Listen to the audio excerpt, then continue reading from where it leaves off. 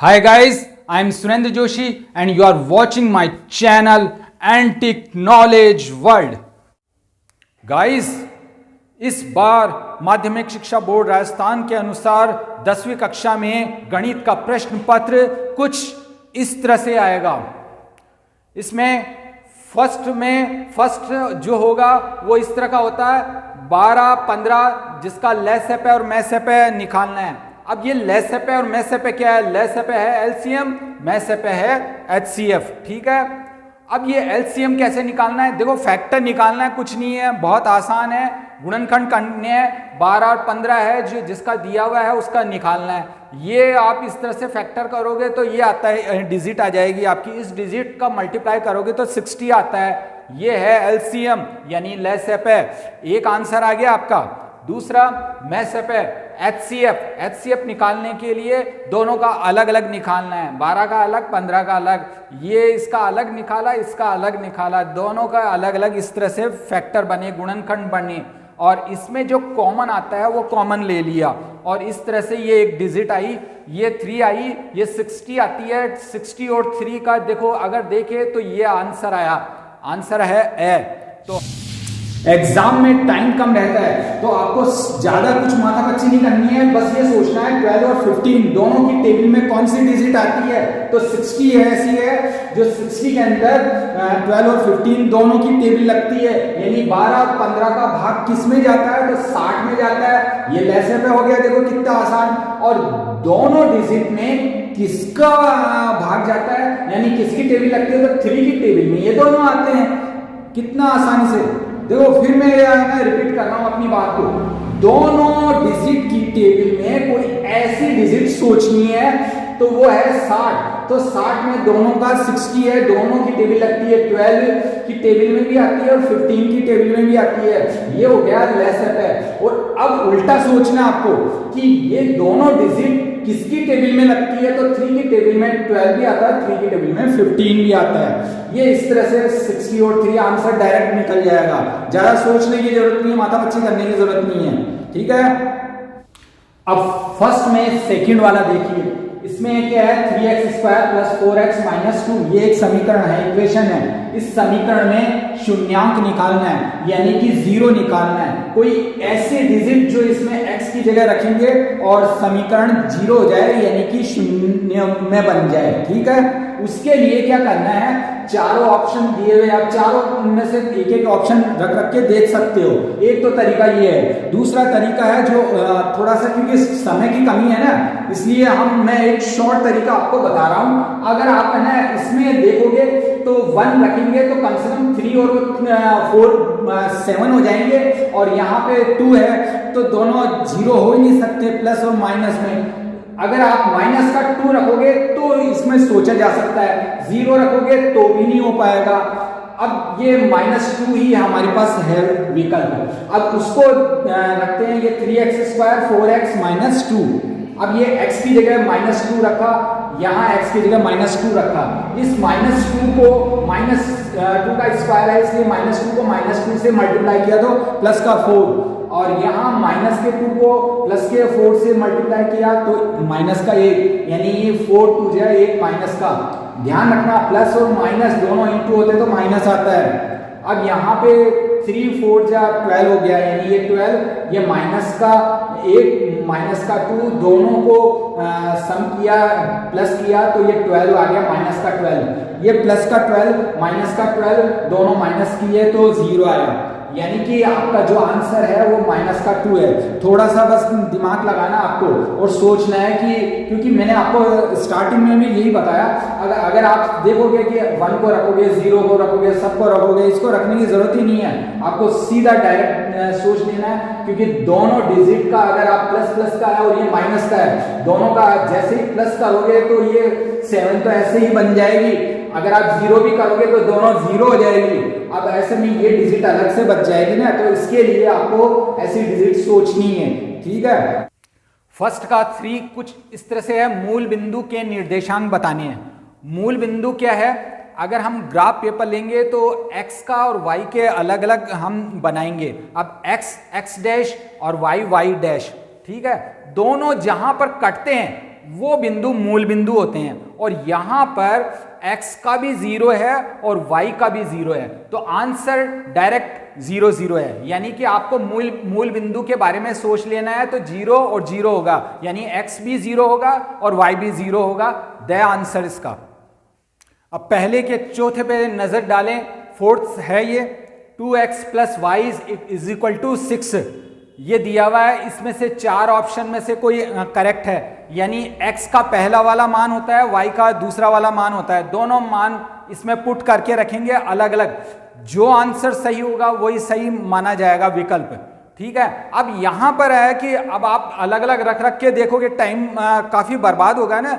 Easy way है, आप थोड़ा सा सोचो माइंड के ऊपर, तो 2 और यहाँ पे अगर 1 हो तो 3 होते हैं ना, तो आपको ये सोचना है कोई भी 2 से बड़ी डिजिट होगी।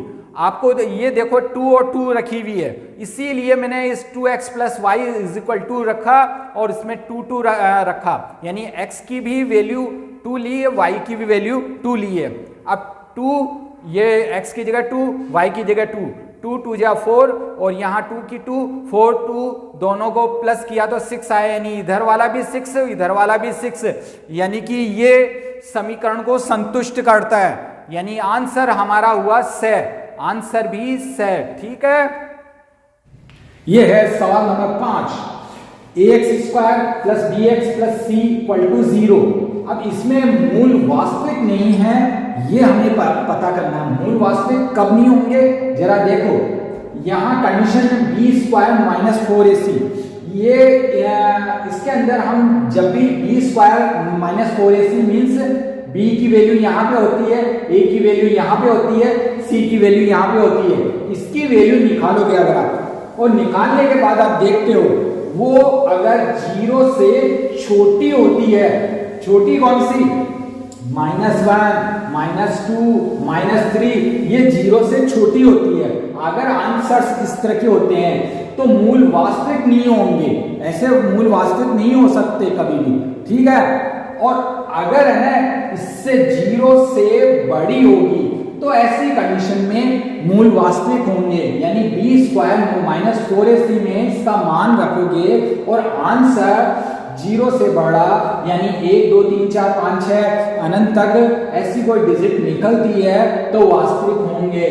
और अगर ये बी स्क्वायर माइनस 4ac 0 होती है तब भी होंगे, और यहाँ पे नहीं होंगे वाली बातें हैं, तो नहीं होने वाली बातें यानी कि 0 से छोटी। ये साइन का मतलब ये ध्यान रखना, हमेशा दिमाग में बिठा के रखना, जो खुला वाला भाग है वो बड़ा है और जो बंद भाग है यानी चुपता हुआ एक है ना नजर आ रहा है, वो नोक जैसी नजर आ रही है, वो है हमेशा छोटा भाग। दिखने में भी ये छोटा दिख रहा है, ये बड़ा दिख रहा है, ध्यान रखना। ये साइन कैसे भी बनाया जा सकता है, अब ये इधर बनाओ या इधर बनाओ, कैसे भी बना सकते। देखो ये इधर बना रखा है, ये इधर अलग तरह से बना रखा है, ठीक है ना। ये ना एक ना ग्रेटर देन है और एक लेस देन है, ठीक है। आपको सिर्फ ये ध्यान रखना दिमाग में, जैसा मैंने समझाया वैसा मानना है। जो बड़ा भाग है वो बड़ा है और जो छोटा भाग है वो छोटा है, उधर की तरफ डिजिट, यानी आंसर हमारे जो आएंगे वो है, यानी 0 से छोटी अगर संख्या आ गई तो वास्तविक हो ही नहीं सकती, आंसर है। अब सवाल नंबर 6 पे नजर डालें, 3 7 11 15, इसका सारांतर निकालना है। ये है समांतर श्रेणी, यानी एपी में दी हुई है। सार्वंतन यानी कॉमन डिफरेंस निकालना है। डिफरेंस निकालने का मतलब है डी निकालना है। डी निकालने के लिए ये 7 में से 3 माइनस कर दो, ये 4 आ जाएगा। आप चाहो तो 11 में 7 माइनस करोगे तो भी 4 आएगा, 15 में से 11 करोगे तो भी 4 आएगा, यानी आंसर है आपका द यानी 4। अब ये है सवाल 7, 2 sin 45 cos 45। साइन 45 और कोस 45 दोनों की वैल्यू पुट कर देनी है आपको। इसको मैंने नीचे लिखा, साइन 45 की वैल्यू है 1/√2 और कोस 45 की वैल्यू है 1/√2, यानी कि दोनों की वैल्यू सेम ही है। 45 में है ना, 45 में अक्सर सेम ही हुआ करती है, ठीक है। अब यहाँ √2 को √2 से मल्टीप्लाई करोगे तो कंप्लीट 2 आ जाएगा, 1 को 1 से करोगे तो 1 आ जाएगा। अब इस 2 2 को और इस 2 को कैंसिल कर दो, ये क्या बचा 1 आंसर आ गया। ठीक है, अब ये 1 आंसर कौन सा है, यानी से आंसर आ जाएगा आपका। ये है सवाल नंबर 8वां, वृत्त की स्पर्श रेखाएं बतानी है। वृत्त यानी सर्कल की स्पर्श रेखा यानी टच करने वाली। अब सर्कल के ऊपर है ना स्पर्श रेखा कितनी हो सकती है, एक हो सकती है, अनंत हो सकती है, 3 हो सकती है, ये ज्ञात नहीं। तो इसके लिए ये सर्कल बनाया है। सर्कल बनाने के बाद हमने देखा एक यहाँ पे बना देते हैं स्पर्श रेखा, एक यहाँ पे बना देते हैं, एक इधर बना देते हैं, एक इधर बना देते हैं, इधर बना देते हैं। देखो कितनी सारी बन गई, बहुत सारी, यानी कि अनंत, यानी वृत्त की स्पर्श रेखाएं अनंत हो सकती है। ठीक है, तो इसका आंसर है बै यानी अनंत रेखाएं खींच सकते हैं हम। ठीक है, सवाल नंबर 9, वृत्त का क्षेत्रफल निकालना, यानी कि एरिया ऑफ सर्कल। वो 2 पाई आर है, ये है, ये है, ये है, चारों में से कौन सा सही है। अब देखो 2 पाई आर क्या है, 2 पाई आर तो सरकमफ्रेंस का है, परिधि का है, परिमाप का है, उसका है सूत्र पाई आर स्क्वायर, यानी ये क्षेत्रफल का है। और फिर ये क्या है, ये वृत्त का एक पार्ट का है, पूरे वृत्त का क्षेत्रफल निकालने का सूत्र नहीं है। और कोई नहीं, अरे भाई मिल गया ना आंसर, तो है आंसर है हमारा से, यानी पाई आर स्क्वायर, ये वृत्त के क्षेत्रफल का सूत्र है। अब सवाल नंबर 10 की तरफ देखें तो बेलन की ऊंचाई दी हुई है और वक्र पृष्ठ का क्षेत्रफल दिया हुआ और त्रिज्या पूछी जा रही है, यानी कि सिलेंडर की हाइट दे रखी है ये, और एरिया दे रखा है ये, और त्रिज्या यानी आर पूछी जा रही है। अब आपको क्या करना है, एरिया का फॉर्मूला रख देना है, 2 की जगह 2, पाई की वैल्यू ये है, और आर हमें पता नहीं, एच जो 11 दी हुई है, और इक्वल टू एरिया दिया हुआ है ये। अब आपने ये सारा फॉर्मूला में पुट कर दिया डिजिट। अब आर को रहने दो, ये सारी डिजिट उधर की तरफ चली जाएगी। अब क्या होगा, 7 तो ऊपर मल्टीप्लाई हो जाएगा, 7 इधर चला जाएगा, 2 22 और 11 नीचे आ जाएगा। ठीक है, अब इसको ना काटेंगे कैसे, तो 2 की टेबल में है ना पहले लगा देना है 968 में 484 आ जाएगा। इसको ना 2 से काटेंगे तो 484 आ जाएगा। अब आपके पास क्या है 11 से आप ना कैंसिल करो तो 484 को तो ना 44 आ जाएगा। ठीक है, 44 आया, उस 44 में अब 22 से डिवाइड कर देना 2 टाइम्स में, यानी कि ये तीनों डिजिट कैंसिल हो जाएगी, ये डिजिट कैंसिल हो जाएगी और ये 2 बचेगा, इधर 7 बचा हुआ है। अब 2 को 7 से मल्टीप्लाई कर देना तो 14 आंसर आ जाता है। इस तरह से द आंसर आ जाएगा इसका। सवाल नंबर 11 की तरफ देखते हैं।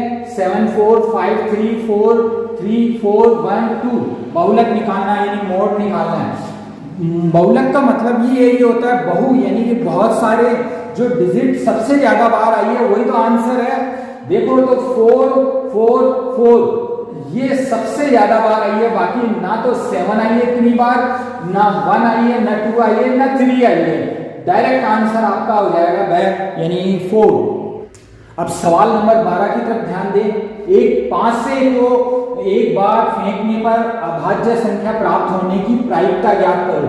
पासा क्या होता है, पासा डाइस होता है, डाइस इस तरह का होता है, आप देखोगे तो, यानी कि है ना सांप सीढ़ी खेलते हो, लूडो खेलते हो, इस तरह की चीजें हैं, उसमें जो यूज करते हैं डाइस को, वो है डाइस यानी पासा। ये पासा क्या है, इसमें अलग अलग नंबर होते हैं, ये छेद दिख रहे हैं थोड़े छोटे छोटे, ये छेद से हमें पता चलता है ये कितने हैं। तो इस तरह से 1 भी होता है, एक तरफ से 1 होता है, दूसरी तरफ 2 होता है, एक तरफ 3 होता है, ऐसे इसके 6 होते हैं इससे। तो इसलिए 1 2 3 4 5 6 इस तरह के होते हैं। अब इसमें क्या है, आपको ये कह रहे हैं अभाज्य संख्या होने की। अभाज्य संख्या वो संख्या जिसमें ना उसी संख्या से डिवाइड कर सके और किसी संख्या से डिवाइड नहीं कर सके। ठीक है, तो 2 की टेबल में 2 की टेबल से ही करोगे, और कौन सी टेबल है, छोटी टेबल थोड़ी है जिससे उसको डिवाइड कर सकते हैं, उससे छोटी होनी चाहिए। और 3 में भी 3 से ही कर सकते हो, और कोई नहीं है। और 5 में भी नहीं, 4 में तो हम 2 से भी दे देते हैं, ठीक है ना, और 6 में 2 से भी दे देते हैं और 6 से भी दे देते हैं। ठीक है, तो इस तरह से 2 3 5 3 डिजिट है जो ये अभाज्य संख्या है, ठीक है। अब ये 3 डिजिट, यहाँ पर हम जब भी प्रायिकता या प्रोबेबिलिटी प्राप्त करते हैं तो उसका ये होता है कि टोटल कितनी बार ये होती है संभावना, तो वो देखते हैं 1 2 3 4 5 6 है, ठीक है, टोटल जो भी है। और फिर उसके जितनी घटनाएं होती है, टोटल घटनाएं वो नीचे लिखी जाती है। अब उसके बाद जो घटना घटने की संभावना ज्यादा है तो वो ये है, क्योंकि अभाज्य संख्या निकालनी है तो 3 ही बार होगी ये घटना, तो ये 3 ऊपर लिख दिया। अब 3 और 6 किससे कैंसिल होता है, 3 1 जा 3, 3 2 जा 6, इस तरह से 1/2, ये 1/2 आंसर आता है। ये 1/2 आंसर कौन सा है, ए आंसर, ए का उत्तर है 1/2। इस तरह से ये आंसर आएगा। गाइस, अगर आपने अब तक इस चैनल को सब्सक्राइब नहीं किया है तो पहले सब्सक्राइब कर ले। उससे क्या होगा, उससे यह होगा जो सवाल मेरे छूट गए हैं वो अगली वीडियो में आप तक पहुंच सके, और वो वीडियो यूं पहुंच जाएगी। सब्सक्राइब सब्सक्राइब सब्सक्राइब कर दो सब्सक्राइब, लाइक करो और शेयर करो, अरे लाइक करो और शेयर करो।